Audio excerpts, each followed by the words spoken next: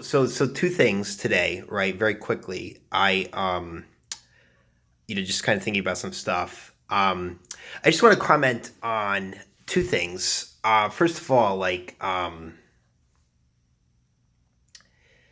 how do I put this? I think there's an interesting contrast between, sort of, so it's like diversifying your portfolio if you're sort of investing, right?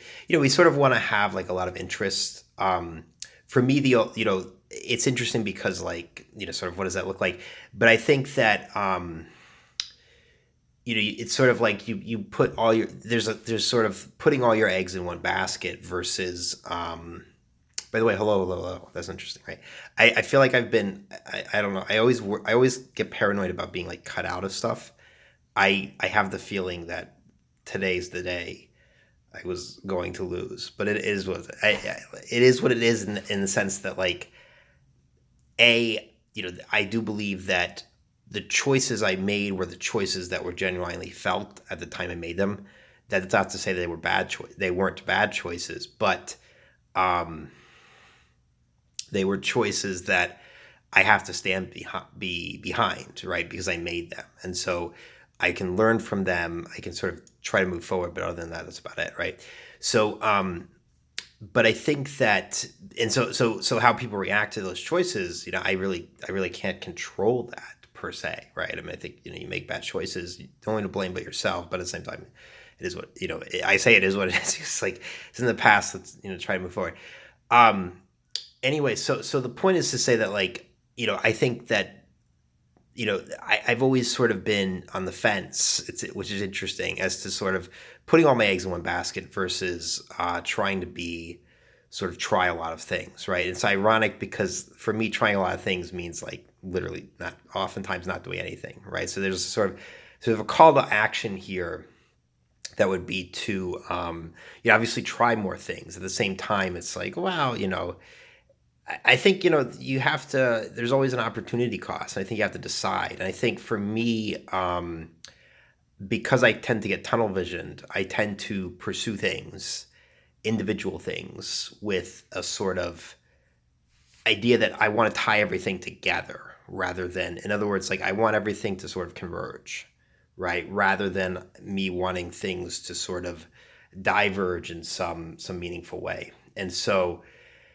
for me, it's always about that one company, that one finding that one company that gets you, rather than sort of diversify. Even though in the long run, obviously, you want to diversify your interests. So I think that's interesting. I think it's something to think about. Maybe in your own life, right? The person watching this, this is we're changing. No, but I'm just kidding. But I mean, I'm kidding because I think we can. Let me explain. Let me over explain today. No, I'm kidding because I think we can tend to over be dramatic with this stuff, right? I tend to be dramatic with this stuff, and it's sort of it ends up being like more sarcastic than anything else. But once again, it is what it is because like does it really matter? Not really. Anyway, so that was the first point, and so it's basically like this sort of thinking about, kind of reflecting on you know where you're going. I think to me like it's hard for me to. I mean, I guess it just depends. If you're sort of naturally good at five things, then that's sort of what you do. But I think for me personally, I would rather be good at like one thing than mediocre at five things, or sort of I would rather be the best at one thing than sort of be third best in five, right? We I think have I mentioned this in this form of videos? I'm not sure, but I had a roommate in college who was like, I think he was like, oh, you want to get with like 20, 20. This was college, but you want to get with like 20 like fives rather than like 110.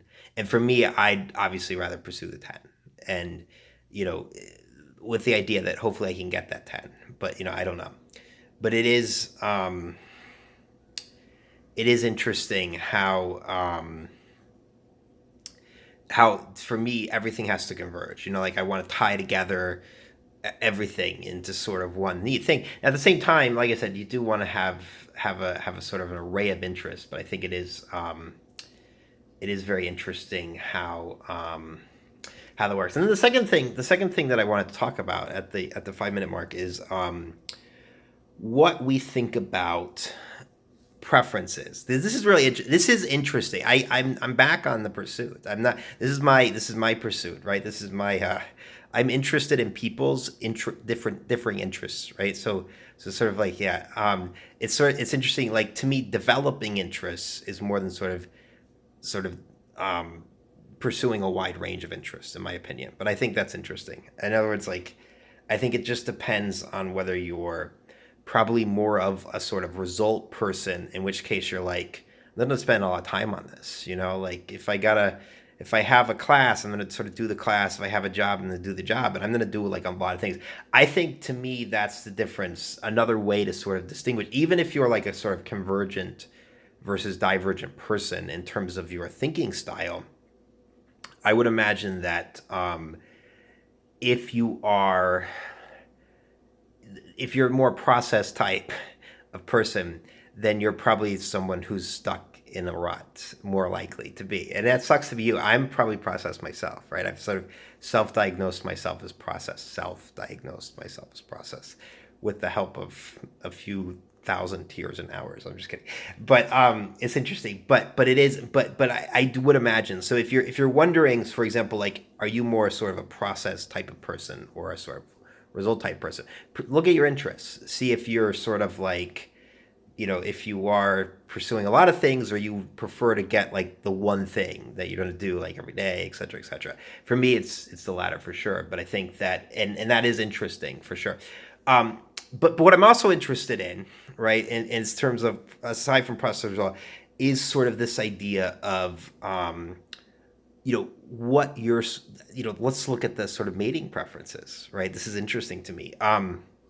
Once again, we're being very sort of scientific here. There's no sort of like, you know, when I speak directly. You know, it's who I am. If that makes me, hopefully that makes me a bad person. If that makes me a sort of, you know, an archaic person to some extent, so be it. It is what it is, right? This is another. I love the word "it is what it is" because it's like there's some things like you shouldn't have to apologize for, and there's some things you shouldn't be ashamed of doing, right? Like or being, you know, to the extent that you're like sort of the last man doing that, you know, you might have some trouble. But at the same time, um, you know, if that's you, right? Like, what are you supposed to do? But it is what it is. Hence, it is what it is, right?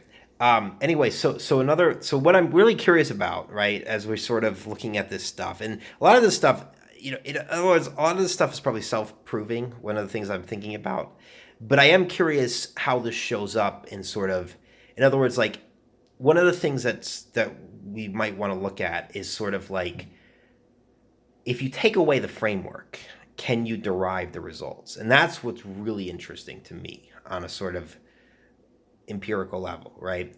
If you you know it's so easy if you're a process type of person, then you sort of rely upon the framework as a crutch, and the framework deductively, in other words, you're using the framework and using the facts, you can sort of deduce what you want to deduce, right? But the question becomes, if you didn't have the framework, could we sort of systemize this in the same way? And that's the question for empirical discovery, empirical sort of testing, right? And so the question that I'm really curious about, right, is that is to whether, like, sort of what is your romance style, right? I mean, if that exists anymore, I don't know. No, but I do think, because one of the things that you might think is that there's basically like four types of romance styles, broadly speaking, right? There's a sort of caring type of person. In other words, romance as a sort of concept, aside from sort of this idea of love, you know, or in other words, like romantic love, is sort of, I think romance as a sort of concept, right? Even sort of maybe from evolutionary, you know, ideas, right? Develops from a sort of the compatibility is based on the imbalance of the person, right? So the idea here is that if you are a passive person, then you need somebody who's really aggressive, right? So two of the romance types are aggressor and victim, which is interesting. I consider myself, I don't know, but sort of the person who cries a lot, right? I mean, but that can also be sort of the other style as well. But so the idea is that there's sort of like a aggressor who's going to be the type of person who, obviously we know what aggressor is, right? Very sort of like exerting influence, exerting power over the physical world, etc. And the person who's more sort of victim, but also who, the skill that they sort of bring to the table, which I would question for myself, but the skill that they bring to the table is sort of an awareness of the consequences of that power, right? Like, what do you do when you're going to break down the door? Maybe we want to break down the door. No, but I'm just kidding. So it's sort of like a sort of directing. So there's an imbalance that works in terms of the victim can't really help themselves go out and sort of hunt. The hunter needs to do that, but at the same time, the victim needs to, sort of watch the sky to see and maybe make pattern recognition in terms of where the bison's going to be, et cetera, et cetera. So the point is that there's an imbalance and they're sort of helping each other with the sort of weak points in the psyche. And so look, there's a couple, right? And so I'm curious as to sort of whether that plays out and whether that sort of helps compatibility, whether that sort of helps long-term relationships, and whether that is something that we really see, right? So because one of the things that I'm wondering is if we've got the first type is sort of aggressor versus victim, right? And if you think about that in terms of like sexuality, right, that can play out in sort of violence to some extent on the part of the aggressor, I would imagine, right? And so this is sort of the idea that this is sort of natural. It's sort of from the days of one person being more powerful, the other person being more sort of susceptible to that. So it's receiving versus sort of going out and doing. And so that's on the one side. And then the other two, because there's four, so the other two are going to be sort of a caretaker person, right? Who's not necessarily going to be more of sort of victim, but they're caring. And what are they caring for? They're caring for more of a childlike mentality, right? So it's more of sort of like a child wonder about the world, right? So here the child wonder sort of parallels the aggressor, obviously. And I say obviously because I don't know my audience here. This is sort of like this is me being really sort of open here, but I say I don't know like who, if anyone watched this video. This is taken from sort of psychological work and types, right? So this is I guess I should, since I'm basically overlaying the theory or the sort of ideas, this is called socionics, right? So one of the things that I think I did in my previous videos, I've been talking about socionics, by the way, pretty much the whole time. I don't know how clear that was to people. That's just so weird, right? This is me. This is me. Hello, world. This is me. But this is all taken from socionic. This is the work of specifically. This is the work of a guy named Gulinko. So you can look him up online, sort of read about it. But I'm curious about two things. I'm curious if there's sort of another dynamic at play. I mean, we basically have a caretaker and a child. That in the form of romance, because you can have psychological types of more sort of childlike behavior with sort of this is the type of person that really bounces off ideas, pursues ideas, really is sort of seems to, in my opinion, they're probably going a million miles an hour with respect to all kinds of external ideas, right? So they're the people who have high degree of promoting things and getting really excited about things, getting other people really excited about things, just really sort of generating energy, a lot of energy generation and energy carrying that comes in the form of these types. That can also be in the other side as well. The other side being the more aggressor versus victim mentality. But I'm curious about sort of whether that comes out, and what would be really curious is that whether that those dynamics hold for the different sort of subsets of the sort of different psychological types. That would be interesting. And then whether there are any more, because off the top of my head, another dynamic that you could see, right? I don't know, because I think one of the things that's interesting is that um, I do believe there's sort of this dynamic of maybe like a sugar daddy. I say the word, you know what I'm talking about, right? So basically, the sort of it's a, and I don't know if it's, I don't believe it's necessarily an aggressor victim dynamic. It probably is more akin to the caretaker baby dynamic, but at the same time, I don't know that it's purely like sort of the idea of sort of physical care. I think the caretaker is more related to, you know, sort of providing care in the sense of maybe even like, nursing, et cetera, et cetera. But I think that I take it that's more the care. I think when I think of a sugar daddy, I think of someone who's providing money for more, sort of a sort of sensual pleasure, but not necessarily with a sort of pure care element, other than the sort of financial care. So that's interesting, right?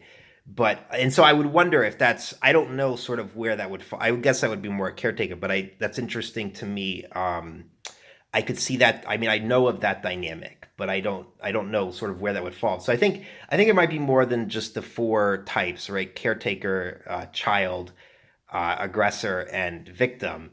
But it is interesting to see that, and it really is interesting. Now, maybe you think that, well, if your relationship goes in that dynamic, right, falls into one of those dynamics, either caretaker, baby, or aggressor, victim, whether that's the most stable form of a romantic relationship. Now, I don't know. I can speak from experience and say that, you know, the relationship that I'm most intimate with, besides like any of my own relationships, obviously my parents' relationship, which I would not classify um, really as either of the two, as far as I'm aware. That's interesting, though. I'm trying to think. I think that from in my family, there's a clear sort of boss, which I guess is kind of a director, aggressor, maybe. But and so I think there is sort of an aggressor victim, if any of the two, right? But at the same time, I don't think it's very clear cut. So I'm wondering how clear, sort of these delineations are. And then, the clearer they are, is that the healthier relationship? That's interesting, right? I think, most people probably fall in the middle, but it's interesting. And so, yeah, so this is another video. This went pretty long. This is something I'm very curious about. Still on the quest toward, just talking about this stuff. I think this is something that, legitimately interests me. And yeah, I hope everybody has having a good day with no pressure to get to. We're as I look at the time, we're almost at 20 minutes, but no pressure today. So I'm just gonna, yeah, just in a good mood, feeling pretty good, and hope everybody's having a good, good time when you're watching this. See you, bye.